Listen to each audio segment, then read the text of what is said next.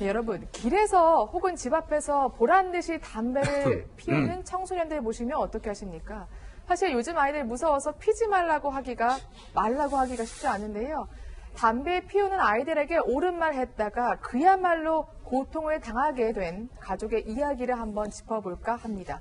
첫 팀장, 그러니까 무슨 일이 있던 거예요? 말씀하신 것처럼 고등학생에게 한 말이 그렇게 가족에게 보복으로 돌아올 줄은 정말 꿈에도 몰랐습니다. 여름이었습니다. 지난 7월에 전주의 다세대 주택에서 있었던 일입니다. 30대 남성은요, 생후 3개월 된 그리고 24개월 된 두 어린 딸이 있었는데요. 오후 3시쯤에 이 남성의 아내가 둘째 수유를 하고 있었습니다. 아무래도 이 여름이라서 창문 더우니까 창문을 열어놨던 것 같아요. 그런데 무심결에 이 창밖을 내다보니 교복을 입은 고등학생 남자 2명과 여자 2학생이 창문 아래 주차장에서 담배를 피우고 있었던 겁니다. 그것도 교복을 입고요. 너무나 자연스럽게 담배를 피우고 있었기 때문에 이 30대 남성은 다가가서 피우지 말라 그렇게 한마디를 한 거였습니다. 그런데 학생들은 그 자리에서 굉장히 좀 싫은 내색을 했어요. 인상을 쓰면서 이 담배를 바닥에 휙 던졌고 사라졌는데 이후에 이 학생들로부터 지속적인 보복을 당했다. 이 30대 남성은 인터넷에 이렇게 글을 올리면서 그날의 훈계가 이렇게 가족들을 힘들게 할 줄은 정말 꿈에도 몰랐다. 이렇게 이야기를 남겼습니다. 사실 생후 3개월, 24개월 된 아이가 있으니까 담배 연기는 아이들에게도 해롭기 때문에 이렇게 지적을 하신 것 같은데 어떻게 10대들의 보복이 시작됐길래 이렇게 힘들어하신 건가요? 네, 아마 이 담배 피지 말라고 지적한 게 7월 10일이라고 그래요. 네. 근데 이제 이틀 후입니다. 7월 12일 날부터 이틀 단위네요. 12일, 14일, 16일 이틀 거리로 이 학생들이 조직적으로 이제 보복을 하는 건데요. 네. 이를테면 이런 겁니다. 배를 눌러요. 네. 배를 눌러서 누군가하고 나가보면 도주하고 없고, 그러니까 왜 계속 배를 눌러서 괴롭히는 거죠? 네. 두 번째로는 그 밑에 있는 돌을 주워가지고 계속 창문에 집어던지는 거죠. 그 다음에 담뱃불이 꺼지지 않은 이 담배를 그 창을 향해서 계속 던지고요. 그리고 또 여전히 담배 피지 말라는 장소에서 무리지어서 주차장에서 담배를 피우고 있다는 겁니다. 그러니까 지적을 했던 여성분인 남자는 괜찮아요. 여성분 같은 경우는 학생들이 밖에서 여전히 담배 피우고 있으면 밖에 무서워서 나가겠어요? 그렇죠. 그리고 벨 누르고 막 도망가고요. 도망가는데 지금 집 안에서 정말 공포에 휩싸였을 것 같은데 결국에 우울증 진단까지 받으셨다고요? 예, 그렇습니다. 이 30대 남성의 아내분이요. 원래부터 그 청각장애 3급으로 좀 힘드신 분이었는데 이번 사건으로 인해서 워낙 그 불안장애와 우울증 등의 증세로 정신과 치료를 받아야 했다고 합니다. 원래 이렇게 범죄를 보면요. 일회성으로 그치면 조금 큰 피해도 있을 수도 있습니다. 그런데 이게 지속적이고 반복적이게 되면 사람이 큰 두려움에 빠지고 굉장히 큰 정신적인 충격이나 스트레스를 받게 되거든요. 그래서 아마 이 긴장을 이기지 힘들었을 것 같습니다. 이때 그 남성의 그 말을 들어보면요. 이 청소년들이 낮이건 밤이건 수시로 찾아와서 그 집 근처 공원에서 서성이면서 있으니까 이 아내분이 겁이 나서 밖으로 나가지도 못했고요.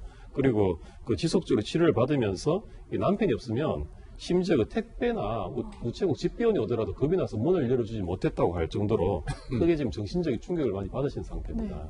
그래서 이 남편분이 경찰에 신고를 하는데요. 오히려 2번 상처를 받으셨다고 하더라고요. 그렇습니다. 남성이 신고를 했습니다. 네. 신고를 하니까 이제 순찰을 돌다가 그 중에 한 명을 건거했어요. 네. 그러니까 지구대에 데려왔는데 들어오게 되면은 미성년자니까 부모한테 연락을 합니다. 이제 부모가 왔는데 이 학생 뭐라 그러냐면은 나는 잘못한 거 없는데 잡혔어 엄마 이렇게 얘기를 한 거예요. 네. 그랬더니 그 엄마는 또 우리 아들이 잘못한 거 없는데 왜 잡아왔냐? 증거 있어. 요즘 사람들이 증거를 따지는데 증거 어딨냐? 너 절대로 경찰관한테 저 학교 이래버렸는데 줘서 말하지 마. 이런 식으로 했어요. 그러니까는 이 반성하고 아이를 가리키는 게 아니고 오히려 증거 없는데 우리 아들 왜 잡았어? 이런 식으로 항의를 했던 거죠. 네. 담당사는 황당했겠죠. 네.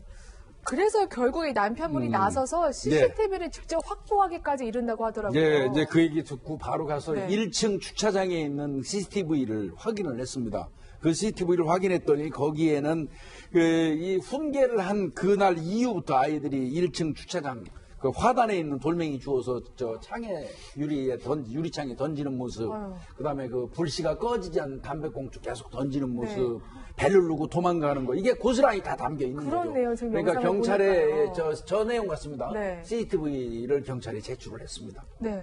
근데 처음에는 사실 저 영상도 애매하다고 해서 예. 좀 형사 입건하기가 쉽지 않았다면서요. 처벌하기가. 이거는 조금 제가 이 관할 경찰서에서 일 처리가 조금 미진한 것 같아요. 일단은 1층 공동 현관문을 통해서 건물로 학생들이 들어가는 모습이 찍혀 있거든요. 그런데 이 부분에 대해서 집 앞에 CCTV 모습이 없으니까 주거 침입 적용 어렵다 이렇게 얘기하는 것 같은데 아닙니다. 공동 주거 그 현관에 어떤 그 범죄의 고의, 범위를 가지고 들어가면은 그 순간부터 뭐 이건 주거 침입죄가 성립이 됩니다. 그렇군요. 경찰관이 그 부분은 약간 그 미진했던 것 같고요. 또 뭐 경찰관들이 얘기하기 담배꽁초를 던지는 모습이 CCTV에 잘 안 잡혀서 좀 애매하다 이렇게 판단을 했던 것 같은데 결국은 학생들이 나중에 전부 사실 우리가 했습니다 하고 인정을 하니까 그때서야 비로소 주거 침입 재물 손괴 혐의로 아마 기소 의견 검찰 송치를 한 것 같습니다. 그렇군요. 그래서 검찰에서 어떤 처벌을 받았습니까? 예, 기본적으로는 뭐 혐의는 인정했습니다. 그러니까 학생들이 이 배를 누르려 이 집에 그 공동 현관문을 통해서 건물로 들어가서 배를 눌렀거든요. 그러니까 말씀하셨듯이 어떤 범죄 목적으로 들어간 거면 주거 침입이 됩니다. 그 다음에 돌멩이 같은 것을 던져서 유리창에 또 손상을 입혔으면 재물손괴 해당이 되고요. 그래서 유죄를 인정을 하되 검사는 아무래도 이 아이들의 나이를 고려를 많이 한 것 같습니다. 그 청소년 범죄 예방 프로그램 이수를 조건으로 기소유예 결정을 내렸습니다. 기소유예요. 그러면 사실 형사처벌을 사실상 받지 않는 거라고 보면 되잖아요. 학교 측에서 뭔가 교육이나 뭔가 프로그램이 필요해 보이는데요. 그렇습니다. 그렇다면요. 그 피해 남성분이 학교에도 아마 그 징계 요구를 했던 것 같아요. 너무 화나서 그랬겠죠. 학교에서는 뭐라고 했냐면은 판결 난 뒤에 처벌하겠다. 그러니까 선대위라든지 학교폭력 선대위를 열어가지고 결정을 하는데 아직 처벌이 판결이 안 났기 때문에 미뤘는데 일단은 판결 났지 않습니까? 기소유예로. 그래서 그 선대위를 열어가지고 처리 방안을 결정한 사항이라고 하는데 요거는 이제 시간이 걸릴 것 같아요. 그러니까 네. 이제 그 의원들이 모여가지고 처벌을 결정하기 때문에 아마 좀 후에 시간이 지나면은 아마 그 징계 수위가 나올 것 같습니다. 그렇군요. 기소유예 처분을 받아서 그런지 혹은 학교 측에 지금 처벌이 없을 거라고 예상하는지 이 가해 아이들 멀쩡하게 잘 지낸다고 합니다. 심지어 여전히 집 앞 공원에서 담배를 피우고 떠든다고 하는데 사실 요즘 청소년들 정말 해도 너무하다는 생각이 드는 사건입니다. 근데 제가 궁금한 게요. 이 아내분이 그리고 남편분이 계속해서 경찰에 좀 문자로 신고를 했는데 제대로 처리되지 않아서 좀 답답했다고 하시더라고요. 또 CCTV도 결국에는 본인이 이제 찾으신 거잖아요. 네, 예. 이 경우에는 효율적으로 좀 해결할 수 있는 방법이 예, 없을까요? 미진합니다. 결론적으로 말씀드리면 경찰의 이 사건을 취급하는 태도에 있어서는 미진합니다. 제가 볼 때 아까 주거침입죄를 적용하는 문제도 그렇고요. 네. 이 정도가 돼가지고 고통을 받는다고 지속적으로 신고를 한다면 당연히 순찰 코스에다가 특별 그 순찰 코스에 포함을 시켜서 경찰관이 그 주차장을 수시로 이 순찰해 주는 게 의무예요, 의무. 네. 지극히 당연히 해야 될 거예요. 그런 거를 좀 했는지 여부가 좀 궁금하고요. 네. 그 다음에 저는 또 하나 더 나아가겠습니다. 해당 학교도 그래요. 네. 교사들 뭐 합니까? 자신들의 학생들 그런 그 문제로 계속해서 주차장 같은 데 담배 피고 이런다고 그러면 교사들도 수시로 조를 짜든지 해가지고 거기 가서 애들 감시해줘야 되는 게 도리 아닌가요? 네. 그런 부분들이 맞습니다. 많이 부족한 것 같습니다. 네. 일단 뭐 학교 측의 징계는 기다려 봐야 되고요. 형사 처벌도 받지 않는 것으로 사실상 결론이 났지만 민사 소송은 그러면 가능한지 궁금해 하시는 분들이 많거든요. 예. 그렇습니다. 일단 그 형사 문제만 해도요. 사실 이제 검찰의 기소유예 처분이 조금 많이 미흡한 것은 맞습니다. 이게 보니까 뭐 아이들 나이도 생각했지만 그 창문에 좀 돌 좀 던지고 벨 누르고 도망가고 이런 행위 자체만 보니까 별것 아니다라는 통제적인 기준에 따라서 이렇게 기소유예 처분을 해버린 것 같은데 사실은 이게 지속적이고 반복적으로 행해졌다는 점에서 그 악성 자체를 들여다봤어야 되는 거거든요. 그래서 사실 이 경우에 형사적으로는 만약에 기소유예를 받았지만 앞으로 또 한 번 더 벨이라든지 그 돌멩이 같은 것으로 괴롭히는 행위가 있으면 즉시 신고를 새로 하셔야 됩니다. 그러면 이게 다음 단계에서 가중처벌이 됩니다. 그렇군요. 민사적으로는 이 학생들의 부모를 상대로 그 손해배상을 네. 구할 수가 있습니다. 물론 이 그 아내분이 그 정신적인 그 치료를 받으신 부분까지 같이 포함해서 말이죠. 그 또 한 가지 말씀을 드릴 수 있는 것은 그 접근금지 신청할 수 있습니다. 접근 예, 금지요. 아이들을 상대로. 그래서 상당히 넓은 의미에서 신청을 해두면 네. 아이들이 그때부터 이제 접근을 하게 되면